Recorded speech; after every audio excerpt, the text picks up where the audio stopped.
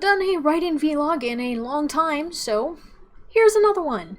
This is writing vlog number 2. If you have yet to see the first one, you can check out the link in the corner up here. I am going to try not to repeat myself from what I said in that video if I can help it, so if you want to play catch up, go watch that video first. I successfully completed the 6th and final chapter of the 3rd arc of my novel not too long after I finished the previous video, maybe within a week or so of that. Then came the next struggle, because, you know, the ending I had figured out, more or less, and the next thing that I had to focus on was the first arc of the story, because now I'm trying to write my way up to the final arc, right? And when I say arc, I'm referring to the 3-act story structure, the 3 acts or 3 arcs of a novel. So if you're not familiar with that, I suggest you look it up because it's a very important tool to use when you're writing, even if you're a discovery writer like me. For a while, I was at a little bit of a standstill. And the reason for that is because I had not yet figured out exactly how I was going to start my novel off. It's a struggle that a lot of writers go through, right? Because there are lots of people who say either you should hook the reader in the first sentence of the first chapter, you should hook the reader in the first paragraph, or you should just hook the reader in the first chapter in general, right? I think most people, these days at least, are willing to read through at least the first chapter of the book before they decide to continue going. I know that's what I do. At first, I was doing like the prologue approach because I didn't feel like my first chapter was really that strong, and I was struggling with that. So I'm like, well, what if I did a prologue? Okay? So what I did was I took a later chapter, chapter 8, and I split it up. So I took about a third of it and put it at the front of the book and made that the prologue. And then what I was going to do was write my way up to it as a kind of like reverse timeline thing where you start the book at a particular point and then you're trying to catch up to that point, and then time just continues flowing the way it should. But my first chapter was still pretty weak, and generally one of the pieces of advice I read online in regards to prologues is that your prologue should stand on its own, and it can help hook the reader in, yes, but your first chapter should still be the main hook. It should still be strong enough to hook the reader, because especially since some people don't actually read prologues. I didn't know that was a thing, but apparently that is. For me, if there's a prologue, I will read it, because you never know what kind of information in there might be important to the story later on down the line.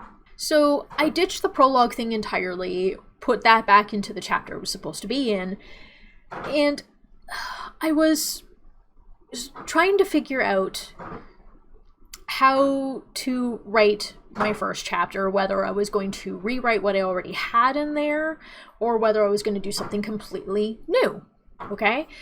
And you really should go watch the YouTube channel of Abby Emmons, because quite literally, she has writing down to a science, and I don't necessarily follow everything that she puts out, but there was a video she put up not that long ago, and it was about first chapters. Someone had asked her a question about first chapters and prologues and stuff like that, and what it got down to was, if you are trying to write your way to the action and you're struggling with that, and especially if you're trying to constantly write to this point, and keep in mind I'm paraphrasing, I'm not using her exact words here, but if you're trying to write your way up to the action, you might be better off starting with that action first. And we're not talking about action scenes the entire way through, like something that throws your protagonist or protagonists or main characters into a scenario in which, you know, maybe their life is in danger, or they have to make a critical decision or something like that. So that was perhaps, for me at least, one of the most important pieces of writing advice I have ever received. So what I did is that I put a stop on everything else I was writing at that point, and all I did was focus on what can I do to throw my protagonist right out of the frying pan and into the fire in the first chapter. And that doesn't work for everybody, not everyone does that, but for me it actually worked out really, really well. Because I ended up writing a completely new first chapter, and then what I had originally wrote in that first chapter, I just reworked into a chapter a little later on. So it worked out really well. And my new first chapter now, basically, it sets up the path my protagonist should go on, the main plot that she follows.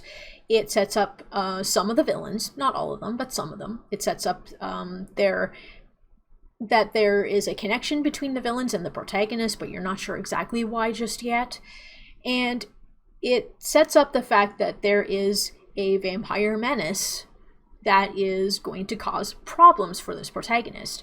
And by the end of the first chapter, you're left wondering where things are going to go for her from here.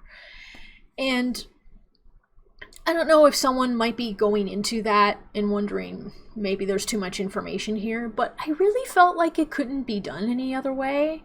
It worked out really well for me. I am extremely pleased with how my new first chapter turned out, and once I got that settled in, I was able to start properly writing the rest of the first arc. In fact, as of the time I'm recording this video, I am working on finishing up chapter 7, and chapter 8 is the final chapter of the first arc. So that is very good. I am very impressed with myself, and I am very thankful that I managed to acquire that piece of writing advice. So for those of you who are struggling on writing a first chapter like I was, maybe you should take that to heart and work on something like that. So the next thing I also started to focus on was trying to figure out what all the different plots were. Like most novels, there is more than one plot, right? There's the main plot that your protagonist follows, but then there's like one or more subplots that are added as well to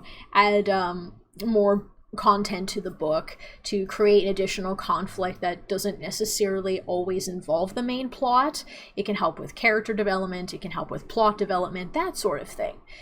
So I've managed to work out that there is, aside from the main plot, that there is 4 subplots, and in the timeline it's going to have which of course this timeline only I see because this is to help me with writing and to figure things out, but my timeline is going to have also some scenes in it that are in the background but you don't necessarily see in the novel of the book. Sometimes they might be implied, other times it's just background stuff that because my novel is written in third person limited, which means it follows my protagonist but still talks in the third person, the focus is primarily on her still. So there's a lot of things that happen in the background of that, with the subplots and the other characters and stuff that you don't always know.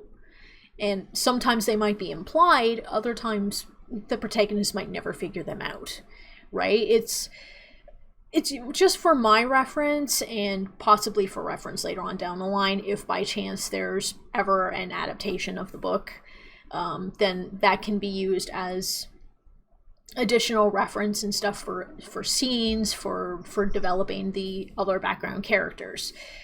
So that I've started doing a little bit, but I'm still trying to focus on writing my novel primarily. Currently, there is a total of 14 chapters out of a minimum of 30.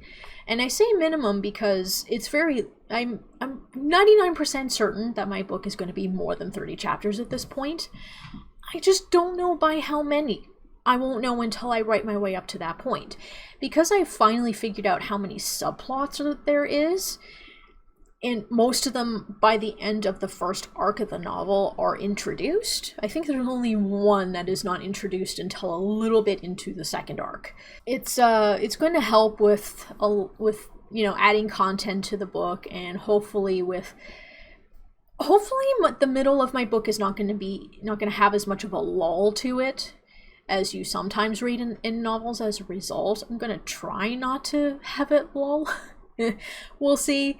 It is a first draft, so it will have to be worked on, but you know, I'm going to do what I can, right? Of course, it does kind of help that the time frame of the novel, like the first arc of the novel occurs over a span of about a month-ish, from what happens in the first chapter to what occurs by chapter 8, roughly a month, and then the entire rest of the book also occurs over the span of a month. But of course, with, you know, the second arc, there's obviously going to be more to it, right?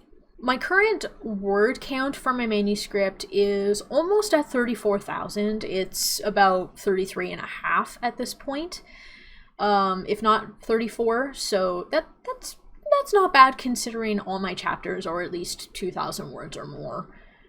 There's a couple of them that are like 3,000 or more. Like I think the final chapter is like just over 3,000, and I think chapter 8, by the time I'm done with that one, is going to be over 3,000 words. But every single other chapter is like 2,000 or more. So yeah, that's working out. And then I'm working on my format file for my novel as well on the side, so I can get a rough estimate as to how many pages that might turn out to be. It's obviously going to change as I edit in my drafts and, you know, get people to look at it and stuff. But it gives me a very basic idea as to how many pages it might turn out to be.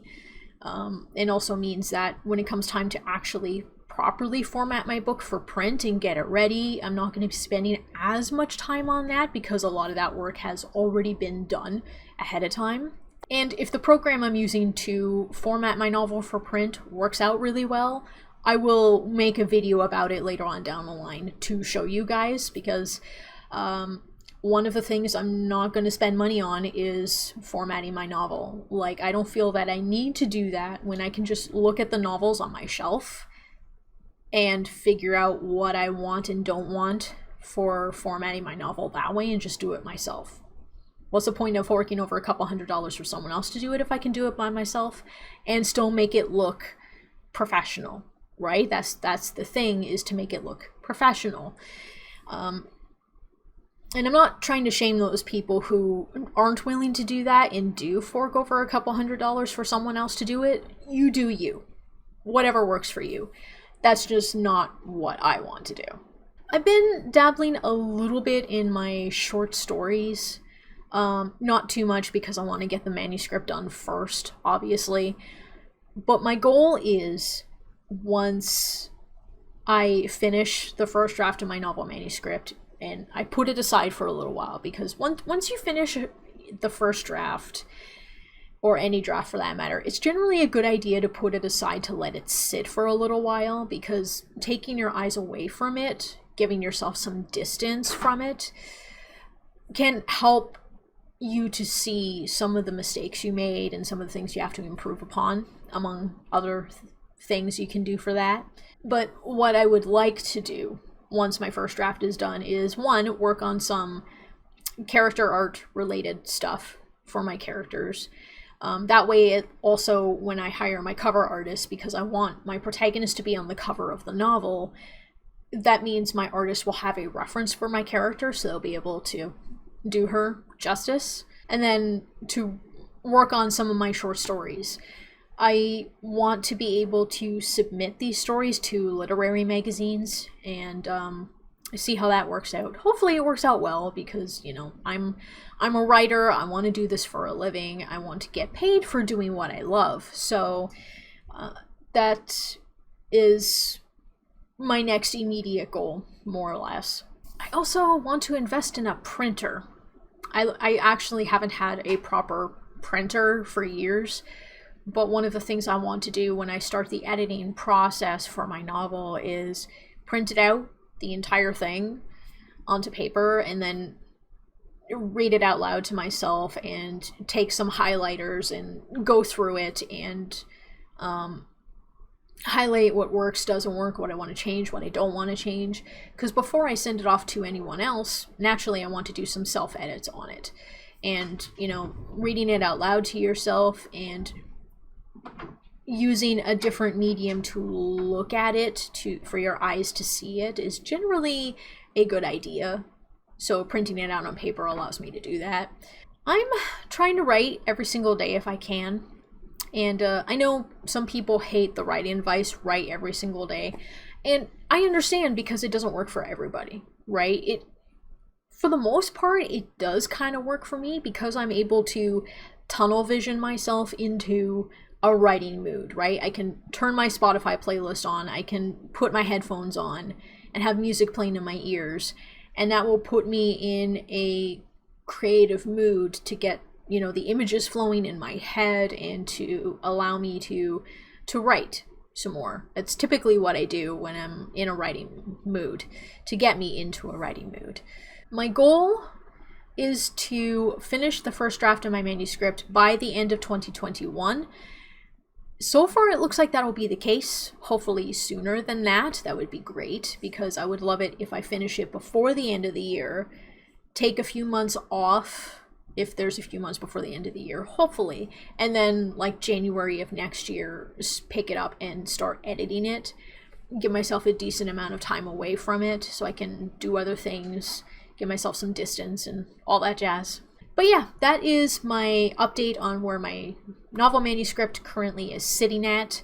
Again, you can watch the video over here of my my first writing vlog, and I recommend that you do, because I talk about, you know, a little bit of what the novel is about, and some of what my goals are in regards to it, so that it's a very good place to start. And I would like to thank you for watching this video today, and I will talk to you next time. Bye!